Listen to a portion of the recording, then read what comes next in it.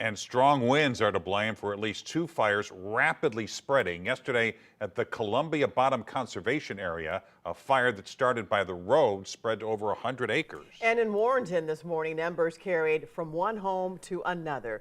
Tonight, meteorologist Tracy Henson explains how winds impacted both fires. When they got here, they could obviously see the wind just lapping the fire straight across the ground and through the air over to the other trailer.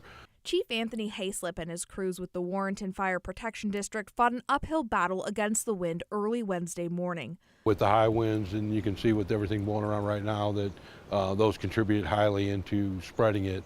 Multiple crews came to help Warrenton, and Chief Hayslip says without them, it would have been much worse. This very well could have been 4 or 5 trailers before it's all said and done, and luckily we were able to keep it from one fully and then one partially. The cause of the Warrenton fire is unknown. Over at the Columbia Bottom Conservation Area, officials think that wildfire was caused by human carelessness.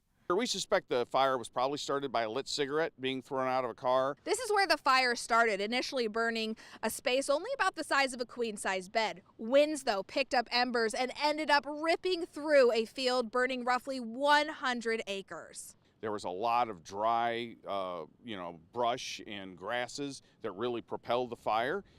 It got very high and continued to burn until it reached the wooded timber area. The wood slowed the fire down and crews were able to put it out. Tracy Henson, 5 on your side.